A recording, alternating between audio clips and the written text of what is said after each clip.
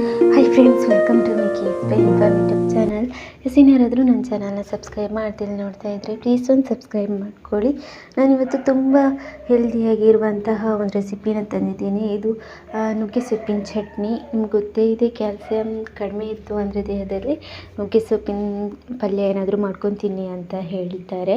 So ಮೊದಲಿಗೆ ನುಗ್ಗೆ ಸೊಪ್ಪನ್ನೆಲ್ಲ clean ಮಾಡಿ ತೆಗೆದು ನೀರು ಹಾಕಿ ಚೆನ್ನಾಗಿ ತೊಳೆದು ಎತ್ತಿಡ್ಕೊಂಡ್ಬಿಡಬೇಕು.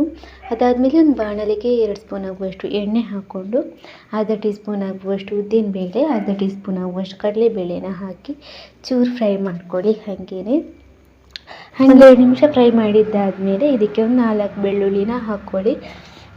ಅದಾದಮೇಲೆ ಒಂದು 3 ಬ್ಯಾಡಗೆ ಮೆಣಸು, ಒಂದು ಗುಂಟೂರು ಮೆಣಸನ್ನ ಹಾಕ್ಕೊಳ್ಳಿ. ಚೆನ್ನಾಗಿ ಅದನ್ನು ಫ್ರೈ ಮಾಡ್ಕೊಳ್ಳಿ ಎಣ್ಣೆಯಲ್ಲೇ ನೀವು.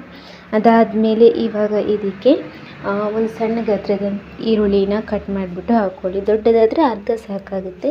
ಕಟ್ ಮಾಡಿಬಿಟ್ಟು ಹಾಕ್ಕೊಂಡು 1-2 ಸ್ಪೂನ್ ಆಗುವಷ್ಟು ಕಾಯಿ ತುರಿನ ಹಾಕ್ಕೊಳ್ಳಿ. ನಾನಿಲ್ಲಿ ಸ್ವಲ್ಪ ಕ್ವಾಂಟಿಟಿ ಮಾಡ್ತಾಯಿದ್ದೀನಿ, ಹಾಗಾಗಿ ಸ್ವಲ್ಪನೇ ಹಾಕ್ತಾಯಿದ್ದೀನಿ. ಹಾಗೆ ಒಂದು ಸ್ವಲ್ಪ ಕರಿಬೇವನ್ನ, ಪರಿಮಳ ಚೆನ್ನಾಗಿ ಬರುತ್ತೆ ಅಂತ. ಅದಾದಮೇಲೆ ಇವಾಗ ನುಗ್ಗೆ ಸೊಪ್ಪು ಏನು ತೊಳೆದಿಟ್ಟಿದ್ದೀವಿ ಅದನ್ನು ಹಾಕ್ಕೊಂಡು ನುಗ್ಗೆ ಸೊಪ್ಪಿಗೆ ತೊಳೆದಾಗ ನೀರೇನಿತ್ತು ಅದು ಹೋಗೋವರೆಗೂ ಸ್ವಲ್ಪ ಫ್ರೈ ಮಾಡ್ಕೊಳ್ಳಿ. ಸ್ವಲ್ಪ ಫ್ರೈ ಮಾಡ್ಕೊಂಡಾದಮೇಲೆ ಇವಾಗ ಗ್ಯಾಸ್ ಆಫ್ ಮಾಡಿ ತಣ್ಣಗಾದ್ಮೇಲೆ ಮಿಕ್ಸಿ ಜಾರಿಗೆ ಹಾಕ್ಕೊಂಡು ಒಂದು ಸ್ವಲ್ಪ ನೀರು ಸಾಕಾಗುತ್ತೆ, ಜಾಸ್ತಿ ನೀರು ಬೇಡ. ಸ್ವಲ್ಪ ನೀರು ಹಾಕಿ ರುಚಿಗೆ ಬೇಕಾದಷ್ಟು ಉಪ್ಪನ್ನ ಹಾಕ್ಕೊಂಡು ಮಿಕ್ಸಿನಲ್ಲಿ ಗ್ರೈಂಡ್ ಮಾಡಿಕೊಂಡ್ರೆ ಆಯಿತು. ಊಟ ಮಾಡುವಾಗ ಇದ್ರ ಜೊತೆಗೆ ಸ್ವಲ್ಪ ತುಪ್ಪನ ಹಾಕ್ಕೊಂಡ್ರಿ ಅಂದರೆ ಇನ್ನೂ ಚೆನ್ನಾಗೇ ಇರುತ್ತೆ.